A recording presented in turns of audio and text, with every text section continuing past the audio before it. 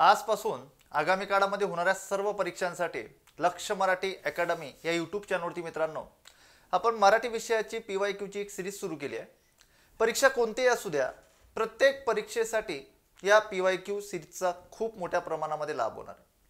मग TCS IBPS pattern असू द्या किंवा राज्यसेवा मुख्यचा पेपर असू द्या, जो की 28 एप्रिल नंतर राज्यसेवा मुख्यसाठी जे तयारी करणारे विद्यार्थी असतील त्यांच्यासाठी सुद्धा ही सिरीज अत्यंत महत्त्वाची आहे। म्हणजे या सिरीज मधनं आपल्याला मराठी विषयाच्या संपूर्ण ज्या काही संकल्पना आहे त्या संपूर्ण संकल्पना विश्लेषित करून घ्यायच्या आहेत। तर सर्वांनी या सिरीजचा अवश्य लाभ घ्या। आपण जाऊया आजच्या पहिल्या प्रश्नाकडे। बघा, आजच्या लेक्चर मधला पहिला प्रश्न आहे, व्यंजन संधीची उदाहरणे कोणती। आता संधी म्हटल्यानंतर बऱ्याच विद्यार्थ्यांना त्यामध्ये थोडी अडचण भासते किंवा बरेचसे घटक त्यांना अवघड जातात, पण यातनं मी तुम्हाला सर्व कन्सेप्ट क्लिअर करून देतो। आता संधी म्हटल्यानंतर आपल्याला माहिती असावं, संधीचे हे मुख्य 3 प्रकार पडतात। आता हे 3 प्रकार कोणते, तर हे 3 प्रकार कुठून आलेले आहेत, तर म्हणजे संस्कृत या भाषेपासून हे 3 प्रकार तयार झालेले आहेत। सर्वात पहिला प्रकार येतो तो म्हणजे स्वर संधी, नंबर 2 व्यंजन संधी आणि नंबर 3 मध्ये येतो विसर्ग संधी। हे 3 जे काही प्रकार आहे हे तिघ प्रकार संस्कृत मधून मराठी मध्ये तयार झालेले आहेत। त्याच्यानंतर जर थोडे तुम्ही पुढे गेलात ना तर मराठी मधनं म्हणजे मराठी संधीचे 2 प्रकार पडतात की ते प्रॉपर मराठीसाठीच तयार झालेले आहेत। सर्वात पहिला प्रकार येतो पूर्व रूप संधी आणि दुसरा प्रकार येतो पररूप संधी। एवढ्या प्रकारांमध्ये संधी हा घटक विभागलेला आहे। आता आपल्याला प्रश्न इथं काय विचारलेला आहे, तर प्रश्न विचारण्याचे स्वरूप असं आहे की व्यंजन संधीची उदाहरणे। आता व्यंजन संधी म्हणजे काय असतं, कशाला म्हणतात व्यंजन संधी, तर व्यंजन संधी सर्वात पहिल्यांदा नंबर 1 मध्ये पहिल्या शब्द शेवटचा वर्ण एखादा व्यंजन असेल, दुसऱ्या शब्द पहिला वर्ण एखादा व्यंजन असेल, यातनं तयार होणारी जी काही संधी असते त्याला मराठीमध्ये व्यंजन संधी म्हणून ओळखले जाते। त्याला काय म्हणतात, व्यंजन संधी म्हणून ओळखले जाते। म्हणजे यामध्ये जर तुम्हाला प्रश्न परीक्षेमध्ये विचारला गेला तर यावरतीच विचारला जाऊ शकतो। संधीचा प्रश्न तुमचा आता कधीही चुकू शकत नाही, ही माझी गॅरंटी आहे। ओके, त्यामुळे सर्वांनी उत्कृष्टपणे कन्सेप्ट क्लिअर करून घ्या। त्याच्यानंतर नंबर 2 ची संकल्पना आहे की पहिल्या शब्दातील शेवटचा वर्ण एखादा व्यंजन असेल, दुसऱ्या शब्दातील पहिला वर्ण एखादा स्वर असेल, यांच्यातनं तयार होणारी संधी सुद्धा कोणती संधी असते, तर व्यंजन संधी असते। त्याच्यानंतर नंबर 3 मध्ये जर तुम्ही गेलात तर काही विद्यार्थी म्हणतील की सर आता हा तिसरा प्रकार आम्ही ऐकलेला नाही, पण मी सांगतोय कारण की यावरती MPSC ने प्रश्न विचारलेला आहे। आधी फक्त संकल्पना क्लिअर करून देतो आणि मग उदाहरणांकडे आपण मार्गस्थ होऊया। ओके, मग आता जर आपण तिसरा प्रकार बघितला तर पहिल्या शब्दातील शेवटचा वर्ण एखादा स्वर असेल, दुसऱ्या शब्दातील पहिला वर्ण एखादा व्यंजन असेल, तर यांच्यातनं तयार होणारी संधी सुद्धा व्यंजन संधी असते। आतापर्यंत तुम्ही फक्त हे 2 प्रकार अभ्यासलेले आहेत, बरोबर, की पहिल्या शब्दातील शेवटचा वर्ण व्यंजन अधिक व्यंजन, व्यंजन अधिक स्वर, याच संकल्पना तुम्हाला माहिती होत्या, पण त्याच्या पलीकडे जाऊन मी हा तिसरा प्रकार तुमच्या समोर मांडतो आहे। ओके, म्हणजे जर आपण लक्षात घेतलं 3 प्रकारे संधी आपल्याला इथे काय केली जाते, विचारली जाते। मग आता जाऊया आपण उदाहरणांकडे। पहिला पर्याय आपल्याला दिला होता घरी, हातून आणि नुमजे, अशा प्रकारची 3 उदाहरणं दिलेली होती। या 3 शब्दांचा विग्रह जर आपण बघितला तर 3 शब्दांचा विग्रह असा होतो, पहिल्या शब्दाचा होतो घर अधिक ई, बरोबर, हा पहिल्या शब्दाचा विग्रह होतो। त्यानंतर नंबर दुसऱ्या शब्दाचा विग्रह असा होतो हात अधिक ऊन, अशा पद्धतीने दुसऱ्या शब्दाचा विग्रह होत असतो। त्याच्यानंतर नंबर 3 चा विग्रह होत असतो न अधिक उमजे, अशा प्रकार 3 शब्दांचा विग्रह होत असतो। मग आता हे जे काही 3 प्रकार आलेत का नाही, हे 3 प्रकार कोणत्या संधीवरती अवलंबून आहे।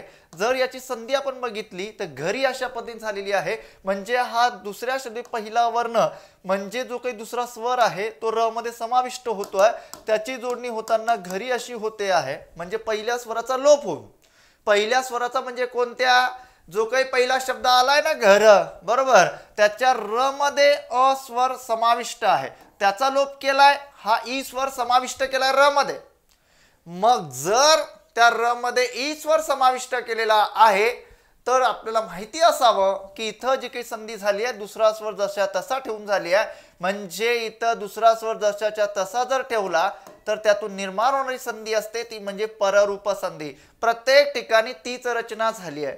म्हणजे इथं हाता अधिक ऊन हा ऊ त मध्ये समाविष्ट केला आहे. मग त मध्ये समाविष्ट केल्यानंतर त्याची जोडणी होते हातून म्हणजे पररूप संधी. त्यानंतर न अधिक उमजे हा ऊ न मध्ये समाविष्ट केलाय म्हणजे त्याची जोडणी होते नुमजे. अशा पद्धतीने तिघ शब्दांची जोडणी झाली आहे. आले तिघच्या तिघ उदाहरण कोणत्या संधीचे पूर्व पररूप संधी. पहिला पर्याय तर काही येऊ शकत नव्हता. दुसरा पर्याय आपल्याला दिला जगदीश, षडानन आणि वागीश. बरोबर, असे तिघ शब्द इथं आलेले आहेत. मग तिघ शब्द जर आलेले असतील तर तिघ शब्दांचा विग्रह कसा होतो रे. तिघ शब्दांचा मी थोडं हे इरेज करून घेतो, तुम्हाला चांगल्या पद्धतीने समजणार मग. ओके, जगदीश या शब्दाचा विग्रह असा होतो जगत अधिक ईश. बरोबर. नंबर 2 चा शब्द आहे षडानन, षट अधिक आनन. अशा पद्धतीने विग्रह होतोय. वागीश म्हणजे वाक अधिक ईश. म्हणजे जर आपण आता लक्षात घेतलं तर तिघ शब्दांचा विग्रह बघितल्यानंतर आपल्याला एक निदर्शनास येते की इथं दुसऱ्या शब्दी पहिला वर्ण ई आलेला आहे, इथं आलेला आहे त म्हणजे व्यंजन अधिक स्वर. म्हणजे कोणत्या नियमामध्ये बसते ते तर पर्याय जी की 2 नंबरचा जो संधीचा प्रकार आहे व्यंजन अधिक स्वर, तर त्या प्रकारामध्ये ही तिघ उदाहरणं आली आहेत. मग सर स्वर संधीच्या व्यंजन संधीमध्ये कोणत्या नियमाला ती अनुसरून आहेत तर ही तिघच्या तिघ उदाहरणं जी काही आलेली आहेत तर ती तृतीय व्यंजन संधीच्या नियमाला अनुसरून आहे. तृतीय व्यंजन संधीच्या नियमाला का, कारण क च ट त प हे 5 व्यंजन जे काही तुम्हाला सांगितल्यात, जे काही 5 व्यंजन आतापर्यंत तुम्ही अभ्यासल्यात त्या 5 व्यंजनांपैकी ते जे काही क च ट त प, क गटातला तिसरा व्यंजन म्हणजे च गटातलं तिसरं व्यंजन, त गटातलं तिसरं व्यंजन, त गटातलं तिसरं व्यंजन. बरोबर ना. प गटातलं तिसरं व्यंजन, जे तिसरं व्यंजन इथं जुळून आलेलं असतं ती जी काही रचना आलेली असते त्याला मराठीमध्ये तृतीय व्यंजन संधी म्हणून काय केलं जातं तर ओळखलं जातं. तृतीय व्यंजन संधीचं ते उदाहरण असतं. म्हणजे जर आपण आता लक्षात घेतलं तर ही जी काही रचना आलेली आहे व्यंजन संधीची आहे, एकदम सविस्तर विश्लेषण मी तुम्हाला इथं मांडलं. तिसरा पर्याय आपल्याला दिला होता नयन, गायन, नाविक. आता हे तिघच्या तिघ जे काही त्या ठिकाणी उदाहरणं आहे हे तिघच्या तिघ कोणत्या संधीची उदाहरणं आहेत तर ते आहे स्वर संधीची उदाहरणं. स्वर संधीची का सर, कारण की अयादी स्वर संधी हा जो प्रकार आहे तर अयादी स्वर संधी या नियमामध्ये ती काय होतात तर समाविष्ट होतात. मग त्याचा विग्रह कशा पद्धतीने होत असतो सर तर नयन या शब्दाचा विग्रह होतो ने अधिक अन. त्याचाही नियम आहे, मी बॅचमध्ये सविस्तर नियम घेतले आहेत. त्याच्यानंतर नंबर 2 चा शब्द दिलाय गायन म्हणजे गई अधिक अन. अशा पद्धतीने त्याचा विग्रह होतो. नाविक तर याचा विग्रह होतो नौ अधिक इक. आता बऱ्याच विद्यार्थ्यांच्या मनामध्ये शंका की सर या दिलेल्या तत्सम शब्दांचा विग्रह असाच का झाला, त्याला नियमानुसारून आहे, त्याच्यामध्ये नियम समाविष्ट आहे. ते नियम आता एवढं सांगण्याची गरज, मला एवढं सांगण्याचं म्हणजे इथं वेळ नाहीये, आता संपूर्ण सविस्तर मी तुमच्या समोर मांडला असतं हे. त्याच्यानंतर आपल्याला चौथा पर्याय दिला होता तो म्हणजे तेजपुंज, रजः कण आणि अधपतन. हे सर्वच्या सर्व उदाहरणं कोणत्या संधीची आहेत, सर्वच्या सर्व आलेली उदाहरणं ही विसर्ग संधीची आहेत. कारण तुम्हा सर्वांना माहिती आहे की तिथं तुमच्या डोळ्यासमोर दिसतंय तिथं हे विसर्ग, इथं प्रत्येक उदाहरणामध्ये विसर्ग आलेला आहे. मग सर दिलेल्या शब्दाची जोडणी होत असताना त्या विसर्गाचा तर लोप होतो ना हो, पण लोप कसा होणार, कारण की तो नियम आहे ना, विसर्गाच्या मागे अ स्वर आला, विसर्गाच्या पुढे जर क ख प फ आला, दिलेल्या शब्दाचा काय होतो त्या दिलेल्या उदाहरणातील जो विसर्ग आहे ना तो कायम राहतो. म्हणून या शब्दाची जोडणी होताना, विग्रह होताना त्या दिलेल्या तत्सम शब्दांचा त्या दिलेल्या उदाहरणामध्ये आलेला जो विसर्ग असतो त्याचा लोप होत नाही, तो कायम स्वरूपी जशाच्या तसा राहतो. म्हणून पर्याय क्रमांक 4 येऊ शकत नव्हता, 3 येऊ शकत नव्हता. म्हणून आपल्याला पर्याय क्रमांक फक्त बी बरोबर, म्हणून पर्याय क्रमांक 2 हे त्याचं योग्य उत्तर. असं सविस्तर ही जी सिरीज सुरू केली आहे ना, अशा संपूर्ण प्रश्नाचं सविस्तर विश्लेषण, परीक्षा कोणतीही असू दे, MPSCचा पेपर, TCS, IBPS, कुठल्याही प्रकारचा पेपर असू द्या, म्हणजे परीक्षा अनेक, विषय एक, संकल्पना अनेक. या संकल्पनेतून ही साकारलेली जी काही सिरीज आहे ती अशा स्वरूपाची. हा पहिला प्रश्न होता. चला नंबर 2च्या प्रश्नाकडे. गुरु नानक म्हणाले, हे प्रश्न कुठल्या ना कुठल्या पेपरमध्ये विचारलेली आहेत. त्या पेपरमध्ये विचारलेल्या प्रश्नांचा पर्पज कसा होता, त्यातल्या संकल्पना कशा क्लिअर केल्या पाहिजे तुम्ही, या सर्व गोष्टी तुमच्या समोर मांडतोय. गुरु नानक म्हणाले, दुलीचंद ही सुई आपल्या जवळ जपून ठेव, मी मरण पावल्यानंतर ती मला परत दे. योग्य विरामचिन्हांचा वापर करा. कोणत्याही मुख्य परीक्षा पेपर घ्या, TCS IBPS घ्या, शुद्ध मराठी लिहिता येणं वाचता येणं खूप महत्त्वाचं आहे, समजणं खूप महत्त्वाचं आहे. त्यासाठी अतिशय महत्त्वाची जबाबदारी पार पाडणारा घटक तो म्हणजे विरामचिन्हे, की जो आपल्याला कुठल्या भाषेतनं मिळाला, आपल्याला कुठल्या भाषेतनं मिळाला आहे तो इंग्रजी भाषेतून आपण तो स्वीकारलेला आहे. पहिला पर्याय आपण दिला, गुरु नानक म्हणाले. आता प्रत्येक उदाहरणामध्ये जर आपण म्हणजे प्रत्येक पर्यायामध्ये जर बघितलं तर तिथं एकेरी अवतरण चिन्ह, एकेरी अवतरण चिन्ह आणि त्याच्यानंतर दुहेरी अवतरण चिन्ह, हे जे काही त्या ठिकाणी अवतरण चिन्ह वापरल्यात आणि अजून एक विराम चिन्हाचा वापर झालेला आहे तिथं म्हणजे स्वल्प विराम. या 3 विराम चिन्हांचा वापर तिथं होताना आपल्याला दिसतोय. मग 3 विराम चिन्हांचा कन्सेप्ट आपल्याला अगदी क्लिअर पाहिजे. एकेरी अवतरण चिन्हाचा वापर आपण केव्हा करतो, तर जेव्हा एखाद्या व्यक्तीच्या तोंडचे शब्द, बोलणाऱ्याच्या तोंडचे शब्द असं म्हणूया आपण, बोलणाऱ्याच्या तोंडचे शब्द जे काही असतात, तोंडचे शब्द अप्रत्यक्षरित्या दर्शवण्यासाठी, प्रत्यक्ष नाही अप्रत्यक्षरित्या दर्शवण्यासाठी, म्हणजे एखादा व्यक्ती बोललाय आणि एखादा व्यक्ती बोलताना त्याच्या तोंडचे शब्द जसे तसे न येता तिसरा व्यक्ती तिथं सांगत असतो, तिथं त्या ठिकाणी कोणत्या विरामचिन्हाचा वापर केला जातो, तर एकेरी अवतरण चिन्ह जे काही असतं तिथं वापरलं जातं. हा फरक आहे. दुहेरी अवतरण चिन्ह म्हणजे काय, तर आपल्या भाषेमध्ये लक्षात असू द्या की अति महत्वाची जी काही कन्सेप्ट आहे, अति महत्वाची म्हणजे काय, एखाद्या व्यक्तीच्या तोंडचे शब्द, बोलणाऱ्याच्या तोंडचे शब्द जसेच्या तसे तुम्हाला दर्शवायचे असतील, जसेच्या तसे, हे लक्षात असू द्या, जसेच्या तसे अशा पद्धतीने लक्षात ठेवायचे असतील तर तुम्हाला दुहेरी अवतरण चिन्हाचा वापर करावा लागतो. स्वल्पविराम तुम्हाला सर्वांना माहिती आहे मित्रांनो, बरोबर ना रे. स्वल्पविराम कुठे वापरतात तुम्ही, तर स्वल्पविराम एकाच जातीचे अनेक शब्द आले ना, एकाच जातीचे अनेक शब्द आले, किंवा दुसरी महत्वाची गोष्ट तिथं संबोधन आलं, हाक मारणी आलं, बरोबर ना, किंवा एखाद्याच्या तोंडचे शब्द जेव्हा बोलले जात आहेत, सांगितले जात आहेत, त्याच्या आधी सुद्धा स्वल्पविरामाचा वापर होतो. म्हणजे या 3 विरामचिन्हांचा वापर इथं आलेला आहे. मग 3 विरामचिन्हांचं विश्लेषण मी तुमच्या समोर मांडलं. मग आता मला पर्यायाकडे जाण्याचा अधिकार आहे, कारण की आता बघा, गुरु नानक म्हणाले, आता गुरु नानक म्हणाले म्हणजे पुढं ते बोललेत ना, ते पुढं आलेला सविस्तर विश्लेषण पुढं सांगितलंय. मग इथं जे काही दुहेरी अवतरण चिन्ह वापरलेलं आहे हे चुकीचं आहे. तिथे दुहेरी अवतरण चिन्ह येणार नाही. पहिला पर्याय तर गेला.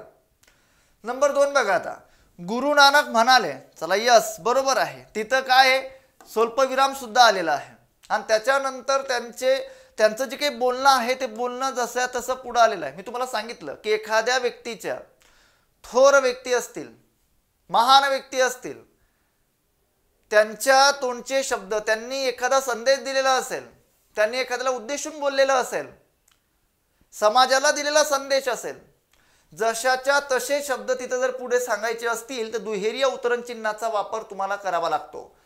आता बघा, इथं हे बरोबर आहे की गुरु नानक म्हणाले, बरोबर, इथं बरोबर आहे, दुलीचंद ही सुई आपल्या जवळ जपून ठेव. आता बघा, इथं स्वल्पविराम येण्याचा अधिकार नाहीये, तिथं स्वल्पविराम येऊ शकत नाही. नंबर 2 मध्ये इथं पूर्णविराम येऊ शकत नाही, म्हणजे दुसरा पर्याय सुद्धा येऊ शकत नाही. त्याच्यानंतर नंबर 3चा पर्याय आहे, गुरु नानक म्हणाले, बरोबर, गुरु नानक म्हणाले इथं स्वल्पविराम पाहिजे होतं, पण प्रिंटिंग मिस्टेकमुळे जे टायपिंग करणारे त्यांच्याकडनं त्या ठिकाणी स्वल्पविराम काय होऊन गेलाय, राहून गेलाय, बरोबर. तर गुरु नानक म्हणाले जर आपण लक्षात घेतलं तर हा कन्सेप्ट आपल्याला माहिती असावा की इकडं स्वल्पविराम यायला पाहिजे. चला, आलाय स्वल्पविराम.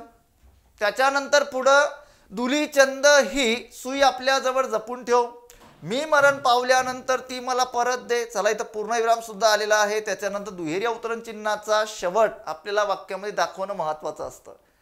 म्हणून याचं उत्तर पर्याय क्रमांक 3 हे अगदी बरोबर आलेलं असणार आहे.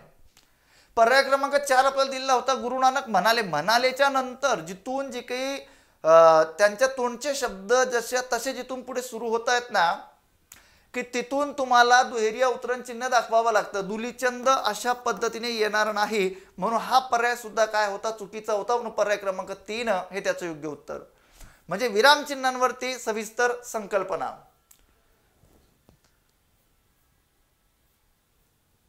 पुढे बघा आता, कर्मणी प्रयोगाच्या संदर्भात पुढील विधाने वाचा, अचूक विधानाचे पर्याय निवडा. आता यामध्ये एक सविस्तर महत्वाची गोष्ट काय आहे बघा, मी आता एक पेज ऍड करतो आणि त्या पेज मध्ये तुम्हाला मला सांगायला सर्वांना आवडेल की जे काही आपले प्रयोगाचे प्रकार आहेत ना, फक्त एका एका शब्दामध्ये समजून घ्या. अगदी तुम्हाला प्रश्न जर विचारला तर 5 सेकंदामध्ये त्याचं उत्तर तुम्हाला ओळखता आलं पाहिजे. फक्त प्रयोग, बरोबर. प्रयोगाचे मुख्य जे काही प्रकार आहे ते मुख्य प्रकार इथं मी तुम्हाला सांगतो, 3 प्रकार. सर्वात पहिला प्रकार तो म्हणजे कर्तरी प्रयोग, दुसरा कर्मणी प्रयोग आणि तिसरा जो प्रयोगाचा प्रकार आहे तो म्हणजे भावे प्रयोग. आता हे तिघच्या तिघ प्रयोगाचे प्रकार लक्षात ठेवायचे असतील तर जास्त वाचत बसू नका, फक्त जेवढं सांगतोय तेवढा कन्सेप्ट फक्त क्लिअर करून घ्या. आता यामध्ये जर आपण लक्षात घेतलं तर कर्तरी प्रयोगामध्ये काय लक्षात ठेवायचं, फक्त वाक्यामध्ये आलेला जो कर्ता असतो ना, तर वाक्यामध्ये आलेला कर्ता नेहमी प्रथमा विभक्तीत असतो. त्याला कुठल्याही प्रकारचं प्रथमा विभक्तीत असतो, त्याला कुठल्याही प्रकारचं प्रत्यय नसतं. त्याला मराठीमध्ये कर्तरी प्रयोग म्हणतात. एवढंच का सर, फक्त एवढंच लक्षात ठेवा, बाकी काही लक्षात ठेवू नका. कर्तरी प्रयोग संपला. एवढंच का, तर यस, एवढंच कन्सेप्ट तुम्हाला माहिती असाव्यात. कर्मणी प्रयोगामध्ये वाक्यामध्ये आलेला जो काही कर्ता असतो, कर्त्याला नेहमी प्रत्यय असते. नेहमी प्रत्यय असते. कुणाला, कर्त्याला. जिथं कर्त्याला प्रत्यय ते तो समजायचा कर्मणी प्रयोग. आणि इथं कर्म जे काही आलेलं असतं तर नेहमी जे काही कर्म येतं तर कर्म नेहमी प्रथमेत असते, त्याला कुठल्याही प्रकारचं प्रत्यय नसते. फक्त एवढं जरी तुम्ही लक्षात ठेवलं की वाक्यातील कर्ता त्याला नेहमी प्रत्यय असते, इथं कर्मणी प्रयोग संपला. एवढंच का सर, यस, एवढंच. पर्याय क्रमांक 3 जो काही प्रकार आहे आपला तो म्हणजे भावे प्रयोगाचा आहे. भावे प्रयोग म्हणजे काय, वाक्यातील कर्ता वाक्यातील कर्म दोघांना प्रत्यय असते. संपला ना विषय. कर्त्याला पण प्रत्यय, कर्माला पण प्रत्यय. अजून काही अडचणी असतील मला तुम्ही कॉन्टॅक्ट करू शकतात, काही अडचण नाही. ओके, बघा आपल्याला प्रश्न काय दिला आता, कर्मणी प्रयोगाच्या संदर्भात खालील विधाने वाचा व अचूक विधानाचे पर्याय निवडा. पहिला पर्याय दिलाय, कर्मणी प्रयोगात कर्म प्रथमांत असते. पहिला अगदी बरोबर आहे. बरोबर आहे ना. कर्म जे काही आलेलं असतं तर ते कर्म नेहमी प्रथमांत असते, म्हणजे कुठल्याही प्रकारचा प्रत्यय त्याला जोडून येऊ शकत नाही. हे अगदी बरोबर आहे. कर्मणी प्रयोगात कर्ता प्रथमांत कधीच नसतो, कधीच नसतो. बरोबर आहे. तिने गाणे म्हटले हे कर्मणी प्रयोगाचं उदाहरण आहे. बरोबर. तिने गाणे म्हटले म्हणणारी कोण आहे, ती. तिला प्रत्यय जुडलेलं आहे. मग कर्त्याला जर प्रत्यय आलाय तिथं विषय संपला. कर्त्याला प्रत्यय आला म्हणजे वाक्यामध्ये हे कर्मणी प्रयोगाचं उदाहरण आहे. समजलं का.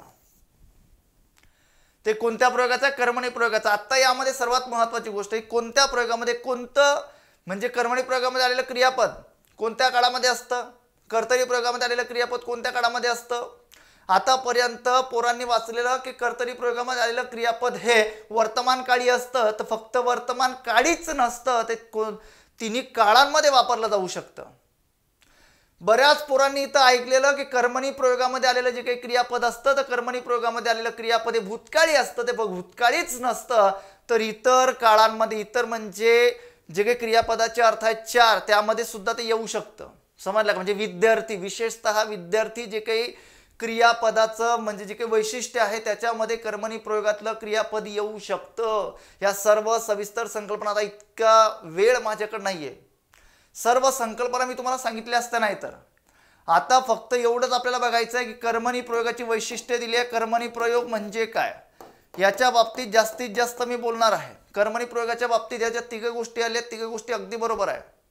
तिघच्या तिघ गोष्टी प्रश्नाच्या दृष्टिकोनातून अगदी बरोबर आहे. म्हणजे जर आपण बघितलं पर्याय क्रमांक 2 ABC बरोबर. आता कर्मणी प्रयोगाचे उपप्रकार कोणते? बरोबर ना. म्हणजे तुमचा गौण कर्तृक कर्मणी कोणता, त्याच्यानंतर प्रधान कर्तृक कर्मणी कोणता, गौण कर्तृकचे जे काही उपप्रकार पडतात त्याच्यामध्ये पहिला आहे तो पुराण कर्मणी, दुसरा आहे तो शक्य कर्मणी, समापन कर्मणी, बरोबर ना, प्राचीन कर्मणी म्हणजे पुराण किंवा प्राचीन कर्मणी म्हणतो आपण त्याला.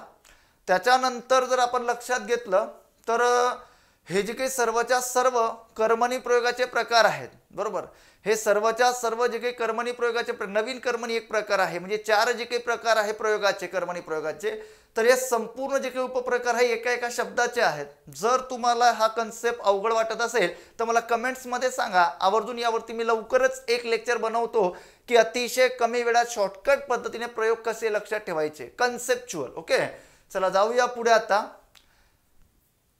त्याच्यानंतर गेलो आपण पुढे, तर तू माझे काम करशील काय. आता सध्या जर आपण प्रश्नपत्रिका बघितल्या तर प्रश्न सर्वात जास्त विचारले जात आहेत रूपांतरणावरती, की रूपांतरण म्हणजे काय असतं मित्रांनो. याची व्याख्या सुद्धा अलीकडच्या काळामध्ये MPSCने आयोगाने यावरती प्रश्न विचारला.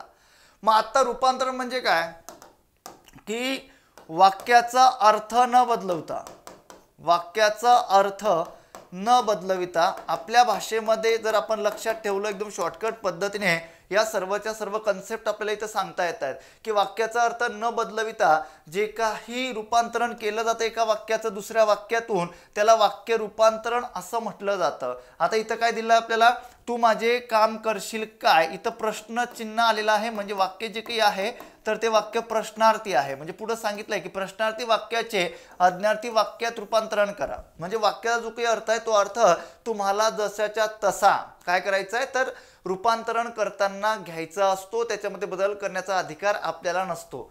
मग आता पहिला पर्याय, तू माझे काम करावेस. आता जिथं जेव्हा त्या ठिकाणी आज्ञार्थी वाक्य असतं तर आज्ञा केल्याची रचना तिथं आलेली असते, तू माझे एवढे काम कर. पर्याय क्रमांक 2 हे त्याचं काय झालेलं आहे, त्याचं योग्य रूपांतरण झालेलं आहे. म्हणजे तू माझे एवढे काम करशील काय. जेव्हा आपल्याला प्रश्न चिन्ह आलेलं असते मित्रांनो दिलेल्या प्रश्नामध्ये, तर प्रश्न चिन्ह आलेलं असताना जेव्हा तुम्हाला रूपांतरण करायचं सांगितलेलं असते तेव्हा फक्त त्या विचारलेल्या प्रश्नाचं इकडे तुम्हाला उत्तर द्यावायचं असतं. आणि मग उत्तर दिल्यानंतर त्या दिलेल्या वाक्याचं रूपांतरण आपोआप होऊन जातं. त्याच्यानंतर पुढे जर तुम्ही आलात ना, तू माझे काम करशील, तर प्रश्नचिन्हाला हे येऊ शकत नाही. तू माझे काम करणार हे पण त्या ठिकाणी येऊ शकत नाही. म्हणजे एक आपल्याला लगेच क्लिक होतं की कशा पद्धतीने कुठे लिंक लागते वाक्याची. मग आता वाक्याची लिंक इकडं अशा पद्धतीने पर्याय क्रमांक 2 मध्ये ते जे काही वाक्य आपल्याला दिलं होतं त्याच्याशी निगडीत पर्याय क्रमांक 2चं वाक्य अगदी बरोबर आहे. त्याच्यानंतर पुढचा प्रश्न आहे बघा, तो कुठे न थांबता बोलला. आता इथं आपल्याला सांगितलंय होकारार्थी वाक्यात रूपांतरण करा. आता बघा वाक्य जे काही दिलं आहे आपल्याला नकारार्थी वाक्य दिलं आहे, नकारार्थी वाक्य दिलं आहे. आता नकारार्थी वाक्य म्हणजे काय, कशाला म्हणतात नकारार्थी वाक्य सर्वांना माहिती आहे. न, ना, नाही, नाही अशा प्रकारचे नकारदर्शक शब्द, नकारदर्शक रचना जर त्या वाक्यरचनेमध्ये आलेली असेल तर ते वाक्य हे नकारार्थी वाक्य असतं.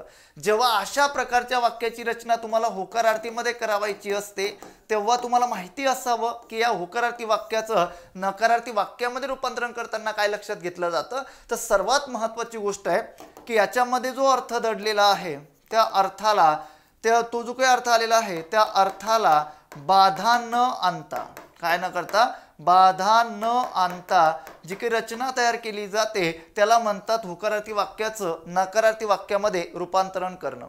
मग यामध्ये सर्वात महत्त्वाची गोष्ट काय की जेव्हा नकारार्थी वाक्य आपल्याला आपल्या भाषेमध्ये मी तयार केलेल्या ह्या काही ट्रिक्स आहे किंवा काही संकल्पना आहे की जेणेकरून विद्यार्थ्यांना अतिशय उत्कृष्ट पद्धतीने कन्सेप्ट त्यांच्या क्लिअर होतात. की आता नकारार्थी वाक्य असेल, मग नकारार्थी वाक्य जर होकारार्थी बनवायचं असेल तर त्यामध्ये आलेला जो काही विरुद्धार्थी शब्द असतो, तो विरुद्धार्थी जो काही शब्द असतो तो विरुद्धार्थी शब्द इकडे घेऊन त्याचं होकारार्थी वाक्यामध्ये रूपांतरण केलं जातं. म्हणजे आता काय सांगितलं की तो कुठे न थांबता, काय न करता, न थांबता बोललाय, बरोबर, न थांबता बोललाय तो. तर या वाक्याचं होकारार्थी वाक्यात म्हणजे जो काही न आलेला आहे तो न तुम्हाला काढून टाकावाच लागणार आहे कंपल्सरी. आणि यामध्ये जो अर्थ आहे तो अर्थ जशा तसा तुम्हाला होकारार्थी वाक्यामध्ये जशाच्या तसा ठेवायचा आहे. मग आता बघा, तो अखंड बोलला म्हणजे क्रिया कशी अखंड चालली आहे असं नाही, तो न थांबता बोलला म्हणजे तिथं तो बोलून क्रिया संपली आहे, क्रिया चालूच नाहीये. अखंडचा अर्थ असा होतो की ज्याच्यामध्ये खंड नाही असा तो न थांबता बोलला, म्हणजे तो लगेच बोलून मोकळा झालाय. म्हणून पहिला पर्याय तर काही येऊ शकत नाही. म्हणजे न थांबता म्हटल्यानंतर तो अस्खलित बोलला. यस, न थांबताच्या विरुद्ध अस्खलित येणार आहे. पर्याय क्रमांक 2 हे त्याचं योग्य उत्तर आहे. तुम्ही शब्द जो घेताय ना, आता आयोग अशा पद्धतीचे पर्याय तुम्हाला देणार आहे. TCS IBPS मध्ये अशा प्रकारचा पॅटर्न तुम्हाला अभ्यासाला मिळणार आहे.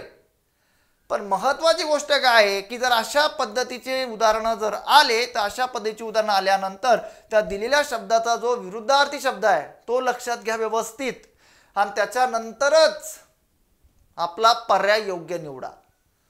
त्याने अस्खलित भाषण केलंय, इथं तुम्ही अर्थ कशाला चेंज करताय? तो भाषण करायला थोडी आला, तिथं तो बोललाय फक्त, हे येणार नाही. तो न अडखळता बोलला, हे पण नाही येऊ शकत. पर्याय क्रमांक 2 त्याचं म्हणजे तिथं योग्य उत्तर त्याचा पर्याय क्रमांक 2च आहे. त्यानंतर पुढे बघा, आता खालील गटातून अल्पप्राण व्यंजनांचा गट ओळखा. अल्पप्राण व्यंजने म्हटल्यानंतर एकदम सरसकट लक्षात ठेवा. मी बॅचमध्ये पण विद्यार्थ्यांना सांगतो की खरं तुम्हाला अल्पप्राण व्यंजन जर लक्षात ठेवायची असतील ना, तर प्रत्येक पोरांना मी सांगतो की अल्पप्राण व्यंजने एवढे पाठांतर करत बसू नका.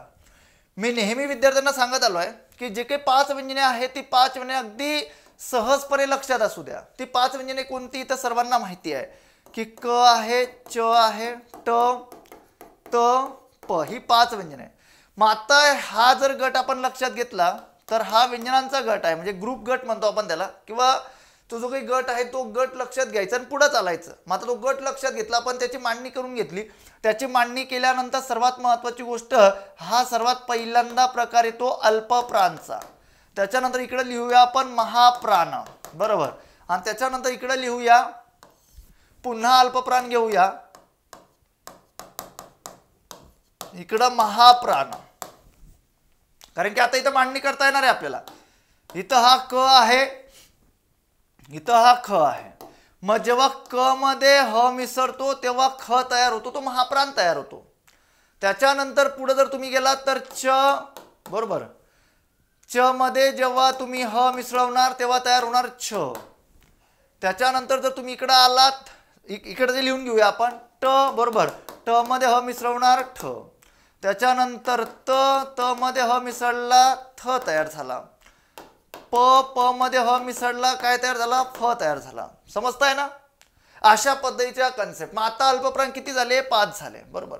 आता महाप्राण सर्वांना माहिती आहे की मराठीमध्ये एकूण महाप्राण किती आहेत? तर महाप्राण एकूण 14 आहेत. 14, बरोबर ना, 14 आहेत. आतापर्यंत आपण काही पुस्तकांमध्ये फक्त एकच अभ्यासला असेल, पण आता जे काही प्रश्न आपल्याला दिवसेंदिवस विचारली जात आहेत तर या कन्सेप्ट तुमच्या क्लिअर असाव्यात.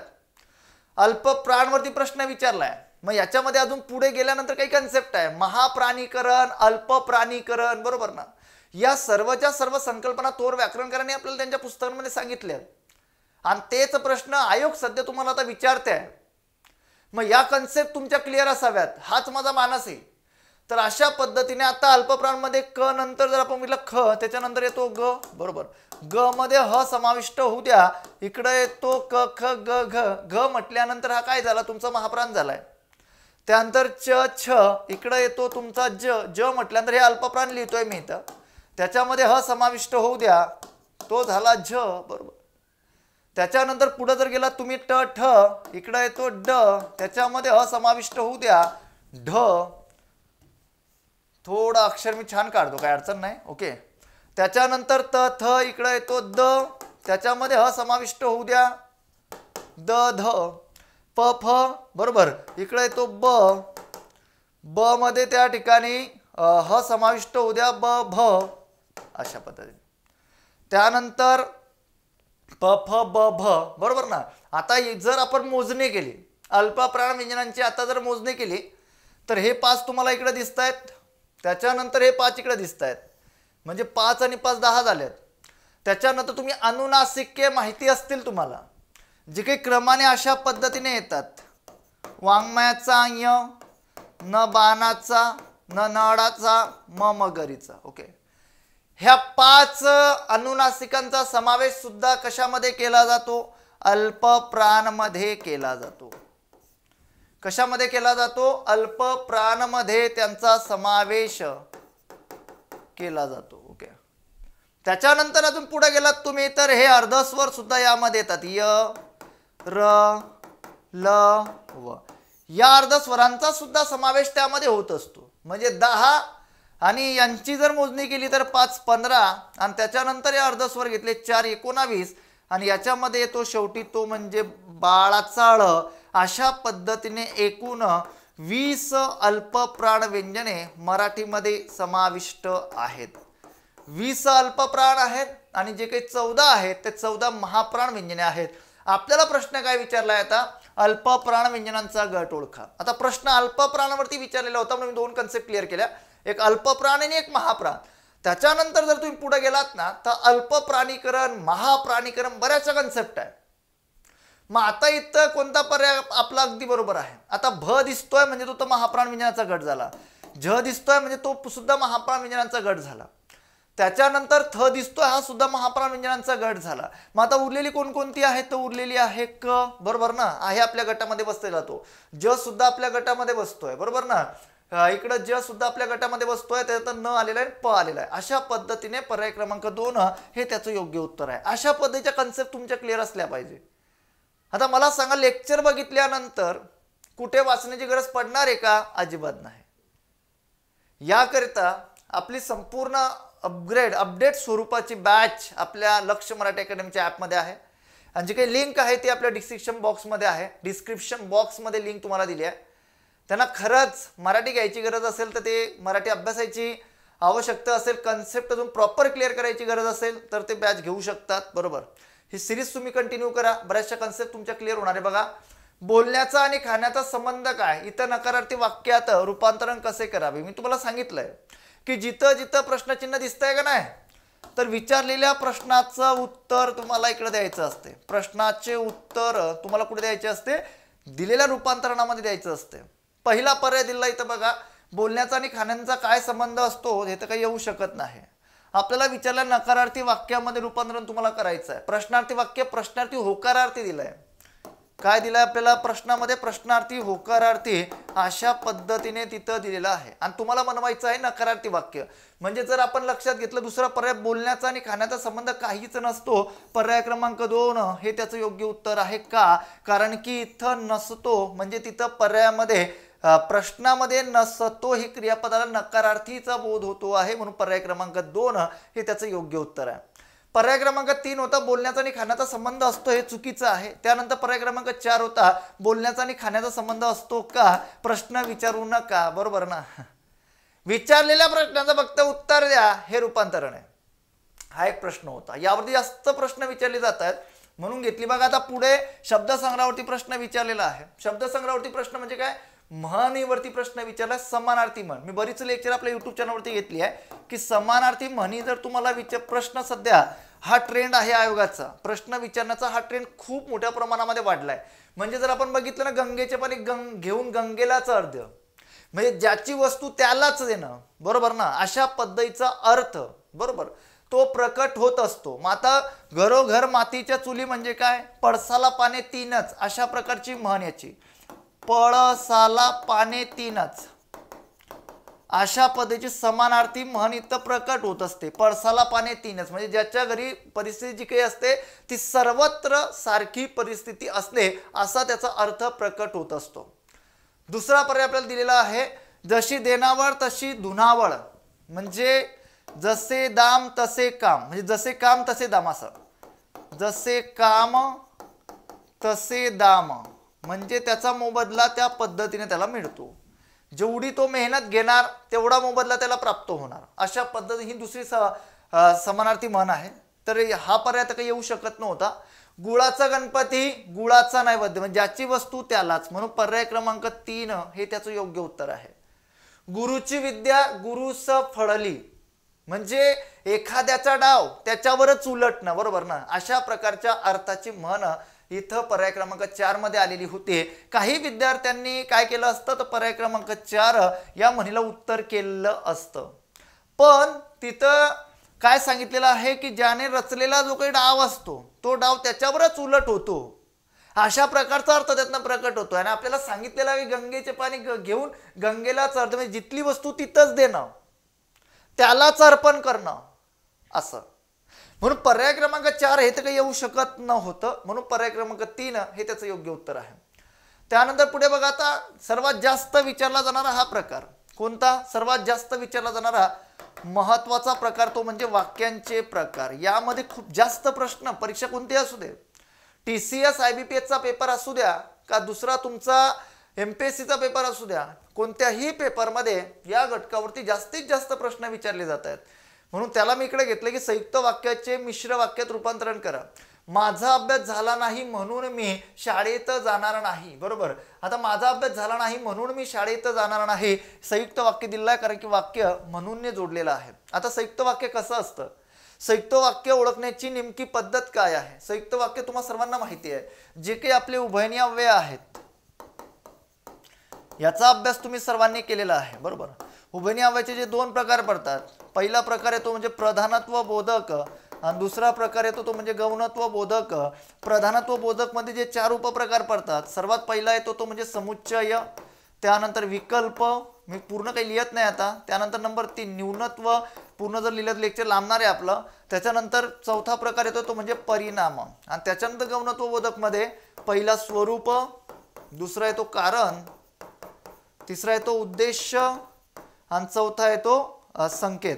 अशा प्रकारे आता मला फक्त एकच सांगायचं आहे की या 4 प्रकारांमध्ये म्हणजे गौणत्व बोधक मध्ये आलेलं प्रत्येक वाक्य हे काय असतं, तर इथं सरसकट तुम्ही समजू शकतात की या प्रकारामध्ये आलेलं प्रत्येक वाक्य हे मिश्र वाक्य असतं. त्याच्यानंतर या प्रकारामध्ये आलेलं किंवा या अव्ययाने जोडलेलं प्रत्येक वाक्य हे कोणत्या प्रकारचं असतं, संयुक्त वाक्य असतं.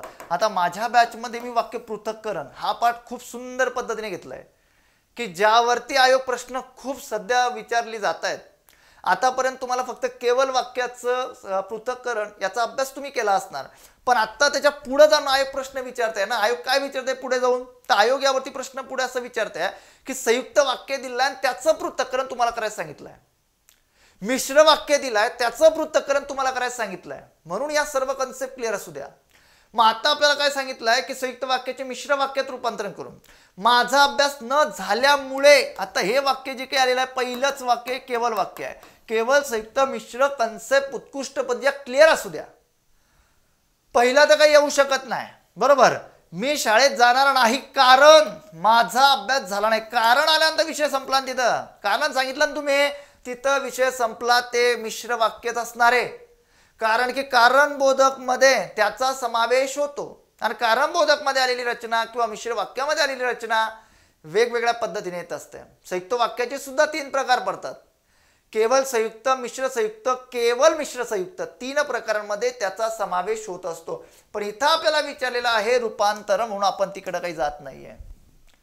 माझा अभ्यास झाला नाही मी शाळेत जाणार नाही हे तर काही येऊ शकत नव्हतं. त्याच्यानंतर पुढे आहे बघा, माझा अभ्यास झाला असता तर मी शाळेत गेलो असतो. वाक्याचा अर्थ चेंजेस करण्याचा अधिकार आपल्याला नाही रूपांतरण म्हणताना. जो अर्थ आपल्याला दिलाय तोच अर्थ घेऊन आपल्याला पुढे मार्गस्थ व्हावं लागतं, त्याच्यामुळं अर्थ चेंज करण्याचा अधिकार आपल्याला नाही. 10 नंबरचा प्रश्न, गांधीजींना सुताच्या माळा अधिक आवडत. बरोबर, या वाक्यातील विधेयपूर्वक. आता सर्वात पहिल्यांदा विधेयपूर्वक ही कन्सेप्ट समजून घ्या.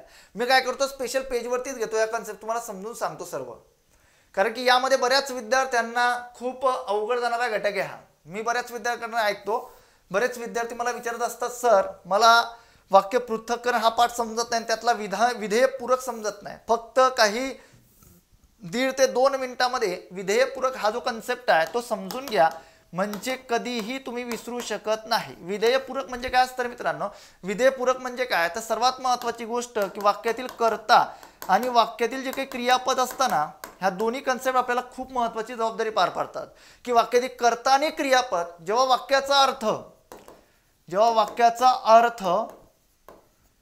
पूर्ण करण्यास असमर्थ ठरतात, म्हणजे वाक्याचा अर्थ ते पूर्ण करू शकत नाही. मग उरलेले जे काही शब्द असतात काय, तर उरलेल्या शब्दांना तेव्हा त्यांना काय म्हणतात, विधेयपूरक म्हणतात. जेव्हा वाक्यामध्ये कर्ता आणि क्रियापद हे दोघंच्या दोघं वाक्याचा अर्थ पूर्ण करण्यास काय ठरत असतात, असमर्थ ठरतात, तेव्हा आलेली जी काही रचना असते त्याला मराठीमध्ये विधेय पूरक म्हणतात. आता विधेय पूरकाचे प्रकार किती? 3. विधेय पूरकाचे प्रकार जे काही आहे ते विधेय पूरकाचे प्रकार पडतात मराठीमध्ये 3. 1, 2 आणि 3. पहिला प्रकार येतो सर्वांना परिचित असलेला, तो म्हणजे कर्म किंवा त्याला म्हटलं जातं कर्मपूरक. हा पहिला प्रकार आहे. त्याच्यानंतर नंबर 2 मध्ये जर तुम्ही गेलात ना, हा कर्म किंवा कर्मपूरक हा पहिला प्रकार येतो. नंबर 2 मध्ये विधीपूरक, विधीपूरक हा दुसरा प्रकार येतो. विधीपूरक किंवा त्याला म्हणतात तुम्ही विधानपूरक, हा दुसरा प्रकार येतो. आणि नंबर 3 चा जो काही प्रकार येतो, नंबर 3 मध्ये येणारा प्रकार म्हणजे कोणता? आधारपूरक. आता यामध्ये विद्यार्थ्यांना खूप जास्त कन्फ्युजन असते. आता कर्म सांगण्याची गरज नाही, कर्म सर्वांना माहिती आहे की ज्याच्यावरती प्रत्यक्ष क्रिया घडते त्याला मराठीमध्ये कर्म म्हणतात, म्हणून याच्यावरती मी काही बोलणार नाही. मी बोलणार विधीपूरक किंवा विधानपूरक, याच्यावरती 100% मी बोलणार आहे. आता विधानपूरक म्हणजे काय असतं, कुठे कुठे आलेलं असतं विधानपूरक? नंबर 1 मध्ये कर्त्यापूर्वी, बरं करेक्ट, विधानपूरक कुठे कुठे आलेलं असतं किंवा कोणती शब्द वाक्यामध्ये विधानपूरक म्हणून आलेली असतात हे समजणं खूप जास्त आपल्याला गरजेचं आहे. 2 ते 2.5 मिनिटांमध्ये हा कन्सेप्ट क्लिअर करून देतो. विधानपूरक कुठे कुठे आलेलं असतं? नंबर 1 मध्ये कर्त्यापूर्वी, कर्त्यापूर्वी चतुर्थी विभक्तीचे प्रत्यय जोडून आलेली शब्द, कर्त्यापूर्वी चतुर्थी विभक्तीचे प्रत्यय जोडून आलेले नाम किंवा सर्वनाम किंवा तो शब्द विशेषणही असू शकतो, तो विधानपूरकाचं काम करतो. त्याच्यानंतर नंबर 2 मध्ये कर्ता व, बरोबर, कर्ता व त्याच्यासाठी म्हणजे कर्ता व नाम हे दोघे एकाच व्यक्तीसाठी आलेले असतील, एकाच व्यक्ती संदर्भात आलेले असतील, एकाच व्यक्ती संदर्भात आले असतील. म्हणजे आपण राज्यसेवेचा जो प्रश्न बघितला ना, त्याच्या पुरता मामा झाला, म्हणजे एकच शब्द, एकच नाम आहे, एकच कर्ता, एकासाठीच ते आल्यात. म्हणजे कर्ता किंवा नाम एका व्यक्ती संदर्भातच आले असतील तर त्याला तुम्ही विधानपूरक म्हणा. नंबर 2 चा हा प्रकार, समजलं का? नंबर 3 मध्ये हा पहिला झाला, त्याच्यानंतर हा दुसरा प्रकार झाला, बरोबर. नंबर 3 मध्ये कर्त्यानंतर कर्त्याबद्दल अधिक माहिती सांगणारा शब्द, कर्त्यानंतर कर्त्याबद्दल अधिक माहिती सांगणारा शब्द, अधिक माहिती देणारा जो काही शब्द असतो तो सुद्धा विधानपूरक असतो आणि तो एखादं नाम किंवा ते सर्वनाम असू शकतं. हा कन्सेप्ट खूप जास्त महत्वाचा आहे. म्हणजे अशा पद्धतीने या सर्वच्या सर्व गोष्टी आपल्याला क्लिअर झाल्या पाहिजे. याला म्हणतात विधानपूरक किंवा विधीपूरक, हा तो कन्सेप्ट आहे. आणि एक आधारपूरकचा कन्सेप्ट राहिला. एक म्हणजे आधारपूरक म्हणजे काय किंवा कशाला म्हणतात आधारपूरक. आधारपूरक म्हणजे फक्त एकच गोष्ट लक्षात असू द्या, स्थलवाचक क्रिया विशेषण अव्यय. आधारपूरक म्हणजे काय? स्थलवाचक क्रिया विशेषण अव्यय, याला मराठीमध्ये आधारपूरक म्हणतात. आता कन्फ्युजन होता कामा नये की विधेयपूरक म्हणजे काय. विधेयपूरकाचे 3 प्रकार, एक म्हणजे कर्म किंवा कर्मपूरक, नंबर 2 म्हणजे विधानपूरक किंवा विधीपूरक आणि नंबर 3 म्हणजे आधारपूरक. कर्म सर्वांना माहिती आहे, त्यावरती मी काही बोललो नाही. विधानपूरक मी तुम्हाला सांगितलं की वाक्यामध्ये कर्त्याच्या पूर्वी एखादा चतुर्थी विभक्तीचा शब्द आलेला असेल, तो नाम असेल, सर्वनाम असेल, विशेषण असेल, तो विधानपूरक असतो. नाम किंवा कर्ता एकाच व्यक्ती संदर्भात आले असतील तो विधानपूरक असतो. कर्त्याच्या नंतर आलेला शब्द कर्त्याबद्दल अधिक माहिती सांगत असेल आणि तो एखादा नाम किंवा सर्वनाम असेल तो सुद्धा विधानपूरक असू शकतो. अशा पद्धतीने 3 प्रकारचे शब्द वाक्यामध्ये विधानपूरक म्हणून काम करू शकतात. आत्ता बघा, इकडे लक्ष द्या. प्रश्न आपल्याला विचारलेला आहे, गांधीजींना सुताच्या माळा अधिक आवडत, या वाक्यातील विधेयपूरक ओळखा. मग आता विधेयपूरक तुम्हाला इथं ओळखायला सांगितलंय. मग आता इथं जर तुम्हाला विधेयपूरक ओळखायला सांगितलेलं आहे, इथं तुमची कन्सेप्ट आता क्लिअर पाहिजे, बरोबर. आता आवडणाऱ्या कोण तर माळा म्हटल्यानंतर वाक्यातील हा कर्ता आलेला आहे. कर्ता ओळखण्याची पद्धत कशी आहे? ज्यांनी अजूनही बघितलं नसेल माझं लेक्चर युट्यूबचं की वाक्यातील कर्ता व कर्म ओळखणे, आवर्जून बघून घ्या. सर्वांनी आवर्जून बघा. तर वाक्यातील कर्ता व कर्म ओळखणे. तर माळा म्हटल्या वाक्यातील कर्ता आलेला आहे, बरोबर. सुताच्या वाक्यातील उद्देश विस्तार आहे, ते पुढे आपल्याला अभ्यासायचं आहे. ओके. मग सर आता कर्त्यापूर्वी आलेला शब्द जर त्या ठिकाणी तो चतुर्थी भक्तीमध्ये असेल, तिथं ना आलेला आहे. द्वितीय आणि चतुर्थी भक्ती मधला फरक, त्याचं लेक्चर मी लवकरच गेला आपल्या युट्यूबला, टेन्शन घेऊ नका. ओके.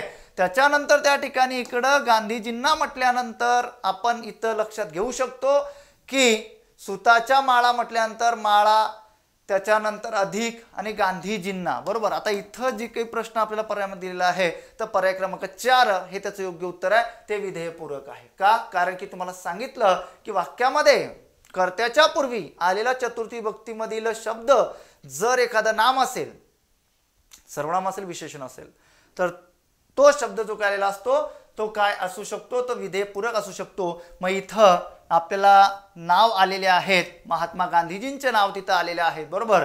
महात्मा गांधीजींचे नाव तिथे आलेले आहेत. मग आता इथं आयोगाने हा विचारलेला प्रश्न आहे, एमपीएससीने विचारलेला प्रश्न आहे. तर इथं वाक्यामध्ये आपल्याला जे मिळाले, विधानपूरक जे मिळाले, तर ते कोण मिळाले? गांधीजींना, बरोबर. महात्मा गांधीजींना हे वाक्यामध्ये काय मिळाले आपल्याला? विधानपूरक मिळाले. ओके. म्हणजे अशा पद्धतीने आपण या सर्वच्या सर्व गोष्टी क्लिअर करू शकतो. या सर्व कन्सेप्ट क्लिअर झाल्या तुमच्या. चला जाऊया पुढे. बघा आता स्वरांचे प्रकार व त्यांच्या व्याख्या जोड्या जुळवा. आता हा प्रश्न एकदम सोप्या पद्धतीचा होता, पहिल्याच प्रकरणावरती विचारलेला आहे, वर्ण विचारावरती, बरोबर. स्वरांच्या प्रकारावरती प्रश्न विचारलाय. दीर्घ स्वर म्हटल्यानंतर तुम्हाला सर्वांना माहिती आहे की त्याचा अभ्यास करणे आपल्याला काय होतो, तर अधिक जास्त वेळ लागतो, म्हणजे स्वरांचा उच्चार करण्याचा अधिक वेळ लागतो. येच 3 कुठं दिसतंय? येच 3 इथं दिसतंय. पर्याय क्रमांक 3 हे त्याचं योग्य उत्तर असावं. संयुक्त स्वर अगदी सर्वांना माहिती आहे की 2 किंवा त्यापेक्षा अधिक स्वर एकत्र येऊन बनलेले स्वर. सजातीय स्वर म्हणजे काय? एकाच उच्चार सणातून तयार झालेले स्वर, बरोबर, किंवा निघणारे स्वर म्हटल्यानंतर 3चं 1 हेच उत्तर आहे, पर्याय क्रमांक 3. विजातीय स्वर म्हणजे काय? विरुद्ध किंवा भिन्न उच्चार स्थानातून निघणारे स्वर. अशा प्रकारे पर्याय क्रमांक 3 हे त्याचं योग्य उत्तर आलेलं असणार आहे. ओके. त्याच्यानंतर आता मी त्यावरती जास्त बोलत नाही, कारण की त्यावरती जास्त बोलून पण फायदा नाहीये. ज्याचे आपल्यावर उपकार आहेत त्याची आपण स्वाभाविकपणे स्तुती करतो, या अर्थाचा वाक्प्रचार ओळखा. आता या अर्थाचा वाक्प्रचार आपल्याला काय सांगितलंय बघा.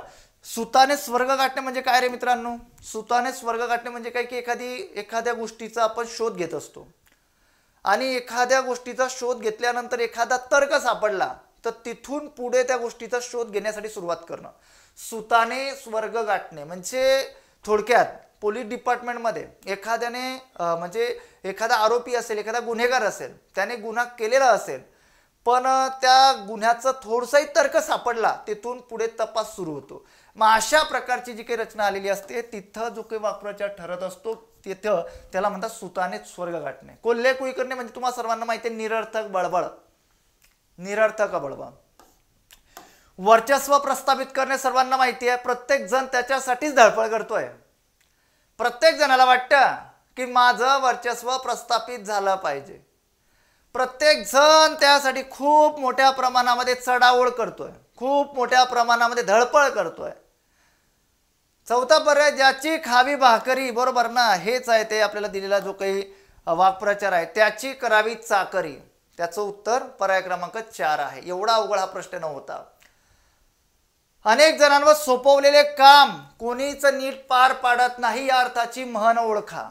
आता बघा कोल्हे कुईकर्णी इकडे आलाय, तो पुन्हा आता काही बोलत नाही मी यावर. बारबाईची शेती काय लागेल हाती, हेच आहे. म्हणजे शेती काय आहे? 12 बाबांची आहे, बरोबर ना.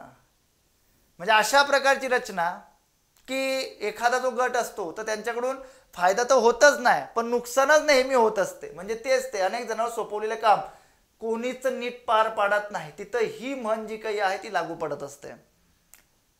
नेहमी कधीही फायद्याचा विचार न होता नेहमी तोट्याचाच विचार इथं होत असतो. त्याच्यानंतर भ्रमाची पुडी आणि हिंगाचा वास, हे तर काही येऊ शकत नव्हतं. भ्रमाची पुडी आणि हिंगाचा वास म्हटल्यानंतर काय? फक्त बाह्य देखावा, एवढं जरी लक्षात ठेवलं नाही म्हणीच्या बाबतीत तर काही अडचण नाही. बाह्य देखावा म्हणजे एखादी खूप महान व्यक्ती असेल, खूप मोठी व्यक्ती असेल, म्हणजे पैशाने खूप मोठी व्यक्ती असेल, बरोबर ना, सर्वांना त्याच्यावर विश्वास असेल त्या माणसावर, त्या व्यक्तीवर, की ही व्यक्ती काहीतरी त्याच्या पैशाने काहीतरी तो करू शकतो, बरोबर आहे.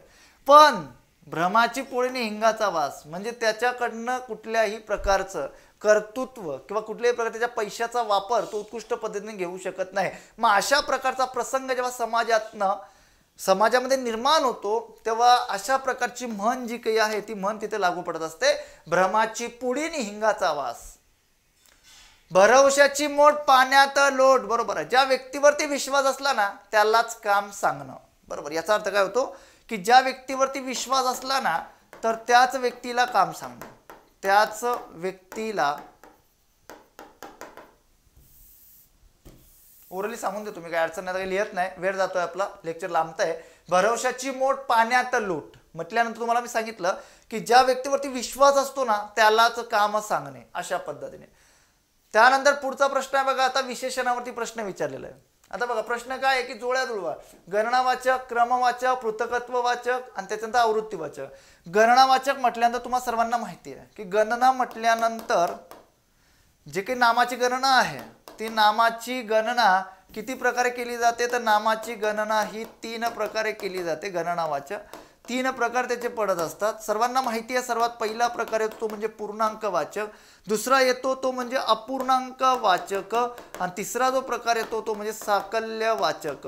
अशा पद्धतीने 3 प्रकारामध्ये त्याची विभागणी होते. पूर्णांक म्हणजे पूर्ण संख्येचा बोध इथे होत असतो, अपूर्णांक म्हणजे अपूर्ण संख्येचा बोध इथे होत असतो आणि साकल्य म्हणजे सर्वच्या सर्व अशा प्रकारच्या रचनेचा बोध तिथे होत असतो. म्हणजे आपल्याला माहिती असावं की गणनावाचक संख्या विशेषण म्हणजे काय, 3 प्रकारांमध्ये त्याची विभागणी करण्यात आलेली आहे. विषय संपला. मग आता गणनावाचकची जोडी कोणती जुळते आहे, तर गणनावाचकची जोडी जुळते 1000, कोटी आणि अर्धा. त्याच्यानंतर नंबर 2 मध्ये जर तुम्ही आलात तर क्रमवाचक म्हटल्यानंतर ज्या ठिकाणी नामाचा क्रम दर्शविला जातो, काय दर्शवला जातो आहे, नामाचा क्रम जिथे दर्शवला जातो आहे. म्हणजे जर आपण लक्षात घेतलं तर प्रथम, 20वा आणि दुसरा क्रम दर्शवला आहे. पृथकत्व म्हटल्यानंतर तुम्हाला सर्वांना माहिती असावं इथं गट पाडण्याची क्रिया असते. एकदम शॉर्टकट पद्धतीने जर तुम्हाला फ्लो चार्टची नोट्स हवी असेल तर आपल्या ॲपमध्ये लवकरच ती उपलब्ध होणार आहे, ॲप डाउनलोड करून ठेवा. तर इकडं पृथकत्व म्हटल्यानंतर हे हरेक, दरेक आणि एक एक. आवृत्ती म्हटल्यानंतर नामाची आवृत्ती इथे दर्शवली जाते. कुणाची आवृत्ती दर्शवली जाते, नामाची आवृत्ती ही दर्शवली येते. एकेरी, त्रिगुणी, चौपट लावा आता जोड्या, तुम्हाला उत्तर माहिती असणार आहे. बघा आता अच 3, कुठं अच 3, हे 2 तर गेले, मग 1 आणि 3 गेला. त्यानंतर आहे क्रमवाचक म्हणजे 2चं 1, कुठं आहे, 2चं 1 इथं आहे, पर्याय क्रमांक 2 हे त्याचं योग्य उत्तर असणार आहे. एकदम शॉर्टकट पद्धतीचा कन्सेप्ट क्लिअर. ज्या विद्यार्थ्यांचं मराठी उत्कृष्ट आहे मान्य आहे मला, पण आता आपल्याला जर इथं 40 भेटत असतील तर या कन्सेप्ट क्लिअर केल्यानंतर मिनिमम आपण 45 प्लस गेलो पाहिजे. प्रश्न तेवढी आपली बरोबर असली पाहिजे, एवढ्या कन्सेप्ट आपल्या प्रॉपर क्लिअर व्हायला पाहिजे. आपण बघतोय आता सध्या एमपीएससी कशा पद्धतीने प्रश्न विचारते. चला जाऊया पुढे. शेवटचा प्रश्न आजच्या लेक्चर मधला, साधित क्रिया विशेषणावे त्यांची उदाहरणे यांच्या योग्य जोड्या जुळवा. आता जर आपण लक्षात घेतलं तर नाम साधित आहे, विशेषण अव्यय सध्या समास गठित आहे. नाम साधित म्हणजे नामाच्या मूळ रूपापासून तयार झालेलं क्रिया विशेषण म्हणजे क्रिया विशेषण अव्यय होय. ओके, हा सर्वात पहिला प्रकार. मग आता नाम साधित म्हटल्यानंतर काय आहे, तर नाम साधित म्हटल्यानंतर सकाळी, बरोबर ना, म्हणजे सकाळ हे नाम होतं, त्याच्यापासून सकाळी हे क्रिया विशेषण अव्यय तयार झालाय. क्रिया केव्हा घडली तुम्हाला सर्वांना माहिती आहे. क्रिया विशेषण अव्यय जर तुम्हाला ओळखायचं असेल तर फक्त एकच गोष्ट लक्षात ठेवायची की क्रिया केव्हा, कुठे आणि कशी घडली, कितीदा घडली, 4 शब्द फक्त तुम्हाला लक्षात ठेवायचे. अख्खं क्रिया विशेषण अव्यय तुम्हाला समजतं किंवा लक्षात राहतं. त्याच्यानंतर त्या ठिकाणी दिवस हे सुद्धा नाम आहे, बरोबर, दिवस पासून बनलेला आहे दिवसा. त्यानंतर विशेषण साधित म्हटल्यानंतर तुम्हाला सर्वांना मी सांगितलं की विशेषण साधित म्हटल्यानंतर ही जोडी त्याची जुळते की एक हे संख्या विशेषण आहे, सर्व हे अनिश्चित संख्या विशेषण आहे, बरोबर. हे दोघंच्या दोघं विशेषण होते, त्याच्यापासून हे क्रिया विशेषण बनलं. अव्ययाच्या मूळ रूपापासून तयार झालेलं विशेष क्रिया विशेषण अव्यय म्हणजे अव्यय साधित क्रिया विशेषण अव्यय होय. म्हणजे इकडं आपण बघतोय की क्रिया केव्हा घडली तर पूर्वी, बरोबर ना, क्रिया केव्हा घडली तर आरंभी हे मूळ अव्यय होते, त्याच्यामध्ये बदल होऊन साधित म्हटल्यानंतर तुम्हाला सर्वांना माहिती आहे. साधित म्हटल्यानंतर काय असतं, त्याच्या मूळ रूपामध्ये बदल होतो आणि त्याच्या मूळ रूपामध्ये बदल होऊन ती रचना तयार होत असते. त्याच्यानंतर समास गठित म्हटल्यानंतर सामासिक शब्दापासून तयार होणार आहे. शास्त्रदृष्ट्या म्हणजे शास्त्राच्या दृष्टीने दररोज, बरोबर ना? अशा पद्धतीने हे सामासिक शब्द आहे, त्याला समास घटित विशेषण असं तुम्ही म्हणू शकतात. क्रिया विशेषण अव्यय अशा पद्धतीने तयार झालेले आहेत. म्हणजे सामासिक शब्दापासून तयार झालेले जे काही विशेषण असतं त्याला मराठीमध्ये काय म्हणतात, तर त्याला मराठीमध्ये समास घटित विशेषण म्हणतात. त्याच्या मूळ रूपामध्ये बदल होऊन बनलेली आहेत ही समास घटित क्रिया विशेषण अव्यय. ओके, अशा पद्धतीने ह्या जोड्या जुडल्या. मग आता एच 4 कुठे दिसतंय? या 2 पर्याय गेला आणि 4 पर्याय गेला. त्याच्यानंतर विशेषण साधित म्हटल्यानंतर बीचं 3 म्हटल्यानंतर इकडं बीचं 3 पर्याय क्रमांक 1 हे त्याचं योग्य उत्तर असणार आहे. अशा पद्धतीची मी संपूर्ण विश्लेषणात्मक एकूण 15 प्रश्न आणि प्रत्येक सिरीजमध्ये आपली 15 प्रश्न राहणार आहे. कारण की लेक्चर खूप जास्त पण नको, एकदम कमी पण नको. सर्वांनी आवर्जून बघा. लेक्चर कसं वाटतंय मला कमेंट्समध्ये सांगा मित्रांनो. ही सिरीज फक्त तुमच्यासाठी सुरू केली आहे आणि दररोज किंवा एक दिवसा आड लेक्चर आपल्या युट्यूबवरती येणार आहे. इथे मी आता थांबतोय. तुमच्यासाठी लवकरच दुसरा म्हणजे जी काही दुसरी सिरीज आहे ती लवकरच PYQ घेऊन येणार. सर्वांना धन्यवाद. जय हिंद, जय महाराष्ट्र.